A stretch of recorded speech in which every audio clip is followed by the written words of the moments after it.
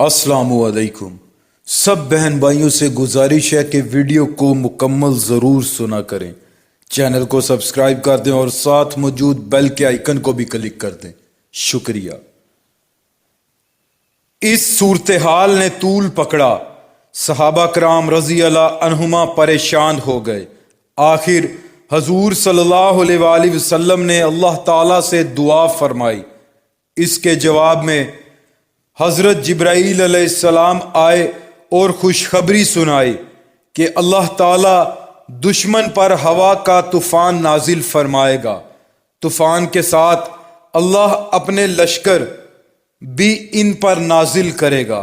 رسول اللہ صلی اللہ علیہ وآلہ وسلم نے صحابہ کرام رضی اللہ عنہما کو یہ خبر دے دی۔ سب نے اللہ کا شکر ادا کیا۔ رسول اللہ صلی اللہ علیہ وآلہ وسلم کی یہ دعا بدھ کے دن ظہر اور عصر کے درمیان قبول ہوئی۔ آخر سرخ آندھی کے طوفان نے مشرکوں کو آ لیا۔ ان دنوں موسم یوں بھی سرد تھا، اوپر سے انہیں اس سرد طوفان نے گھیر لیا۔ مشرکوں کے خیمے الٹ گئے، برتن الٹ گئے۔ ہوا کے شدید تھپیڑوں نے ہر چیز ادھر سے ادھر کر دی۔ لوگ سامان کے اوپر اور سامان لوگوں کے اوپر آ گرا۔ پھر تیز ہوا سے اس قدر ریت اڑی کہ ان میں سے نہ جانے کتنے ریت میں دفن ہو گئے۔ ریت کی وجہ سے آگ بجھ گئی، چولہے ٹھنڈے ہو گئے۔ آگ بجھنے سے اندھیرے نے گویا انہیں نگل لیا۔ یہ اللہ کا عذاب تھا جو فرشتوں نے ان پر نازل کیا۔ وہ درہم برہم ہو گئے۔ اللہ تعالیٰ ارشاد فرماتے ہیں، پھر ہم نے ان پر ایک آندھی اور ایسی فوج بھیجی جو تمہیں دکھائی نہیں دیتی تھی، اور اللہ تعالیٰ تمہارے اعمال کو دیکھتے تھے۔ جہاں تک فرشتوں کا تعلق ہے تو اس سلسلے میں اصل بات یہ ہے کہ انہوں نے خود جنگ میں شرکت نہیں کی، بلکہ اپنی موجودگی سے مشرکوں کے دلوں میں خوف اور رعب پیدا کر دیا۔ اور اس رات جو ہوا چلی تھی اس کا نام باد صبا ہے، یعنی وہ ہوا جو سخت سرد رات میں چلے۔ چنانچہ آپ صلی اللہ علیہ وآلہ وسلم نے ارشاد فرمایا، باد صبا سے میری مدد کی گئی اور ہوائے زرد کے ذریعے اس قوم کو تباہ کیا گیا۔ ہوائے زرد نے مشرکوں کی آنکھوں میں گرد و غبار بھر دیا اور ان کی آنکھیں بند ہو گئی۔ یہ طوفان بہت دیر تک اور مسلسل جاری رہا تھا۔ ساتھ ہی نبی کریم صلی اللہ علیہ وآلہ وسلم کو مشرکوں میں پھوٹ پڑنے کے بارے میں پتہ چلا۔ وہ ایسے کہ آپ صلی اللہ علیہ وآلہ وسلم نے اعلان فرمایا تھا کہ کون ہے جو ہمیں دشمنوں کی خبر لا دے۔ اس پر سیدنا زبیر رضی اللہ تعالی عنہ اٹھے اور عرض کیا، اللہ کے رسول، میں جاؤں گا۔ آپ صلی اللہ علیہ وآلہ وسلم نے یہ سوال 3 مرتبہ دہرایا۔ تینوں مرتبہ زبیر رضی اللہ تعالی عنہ ہی بولے۔ آخر آپ صلی اللہ علیہ وآلہ وسلم نے ارشاد فرمایا، ہر نبی کے حواری یعنی مددگار ہوتے ہیں، میرے حواری زبیر ہیں۔ پھر آپ صلی اللہ علیہ وآلہ وسلم نے حضرت حذیفہ بن یمان رضی اللہ تعالی عنہ کو اس کام کے لیے روانہ فرمایا۔ تھکن کی وجہ سے ان میں اتنی طاقت نہیں تھی کہ جا سکتے، لیکن حضور صلی اللہ علیہ وآلہ وسلم نے ان کے لیے دعا فرمائی، جاؤ، اللہ تعالیٰ تمہارے سامنے سے اور پیچھے سے، دائیں سے اور بائیں سے تمہاری حفاظت فرمائے، اور تم خیریت سے لوٹ کر ہمارے پاس آؤ۔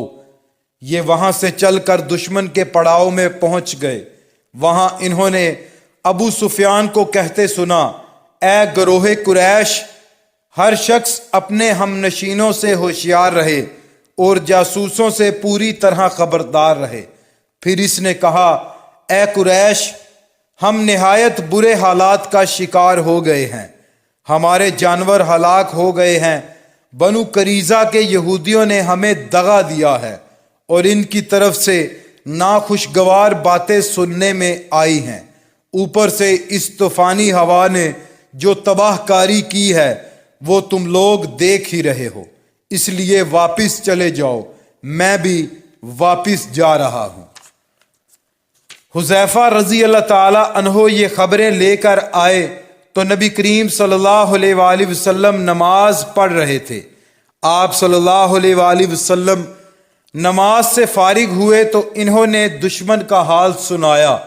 آپ صلی اللہ علیہ وآلہ وسلم ہنس پڑے، یہاں تک کہ رات کی تاریکی میں آپ صلی اللہ علیہ وآلہ وسلم کے دانت مبارک نظر آنے لگے۔ جب کفار کا لشکر مدینہ منورہ سے بدحواس ہو کر بھاگا تب اللہ کے رسول صلی اللہ علیہ وآلہ وسلم نے فرمایا، اب یہ آئندہ ہم پر حملہ آور نہیں ہوں گے بلکہ ہم ان پر حملہ کریں گے۔ خندق کی جنگ کے موقع پر کچھ خاص واقعات پیش آئے۔ جب خندق کھودی جا رہی تھی تو اس دوران ایک صحابی بشیر ابن سعید رضی اللہ تعالی عنہ کی بیٹی ایک پیالے میں کچھ کھجوریں لائیں۔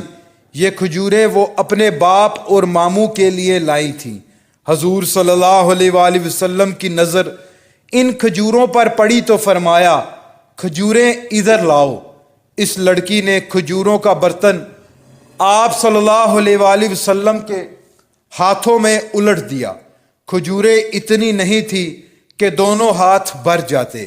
آپ صلی اللہ علیہ وآلہ وسلم نے یہ دیکھ کر ایک کپڑا منگوایا، اس کو پھیلا کر بچھایا، پھر پاس کھڑے صحابہ سے فرمایا، لوگوں کو آواز دو دوڑ کر آئیں۔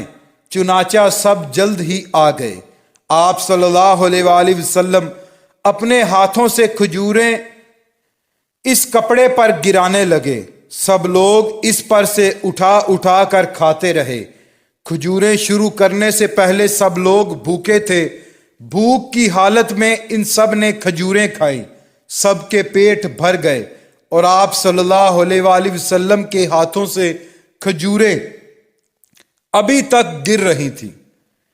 ایسا ہی ایک واقعہ سیدنا جابر رضی اللہ تعالی عنہ کا پیش آیا۔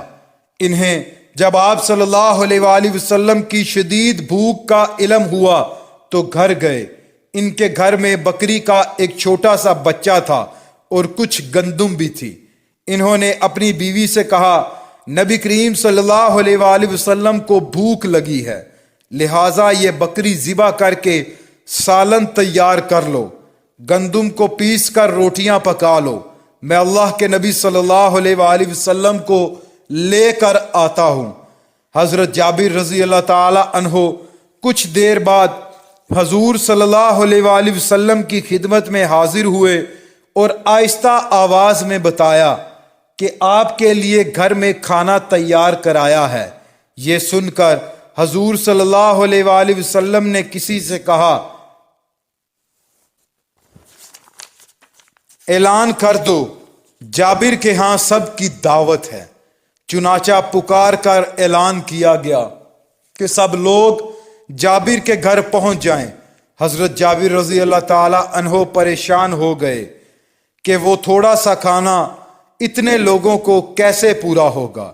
انہوں نے پریشانی کے عالم میں اِنَّ لِلَّهِ وَإِنَّا إِلَيْهِ رَاجِعُونَ پڑھی اور پھر گھر آ گئے۔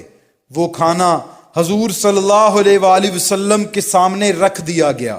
آپ صلی اللہ علیہ وآلہ وسلم نے فرمایا، اللہ برکت دے۔ پھر آپ صلی اللہ علیہ وآلہ وسلم نے بسم اللہ پڑھی، سب نے کھانا شروع کیا۔ باری باری لوگ آتے رہے اور کھا کر اٹھتے رہے، ان کی جگہ دوسرے لیتے رہے، یہاں تک کہ سب لوگوں نے خوب پیٹ بھر کر کھانا کھایا۔ اس وقت ان مسلمانوں کی تعداد 1000 تھی۔ جابر رضی اللہ تعالی عنہ کہتے ہیں، اللہ کی قسم جب سب کھانا کھا کر چلے گئے تو ہم نے دیکھا گھر میں اب بھی اتنا ہی کھانا موجود تھا جتنا حضور صلی اللہ علیہ وآلہ وسلم کے سامنے رکھا گیا تھا۔ اللہ پاک پڑھنا اور سننا قبول فرمائے، اللہ پاک کمی کوتاہی معاف فرمائے۔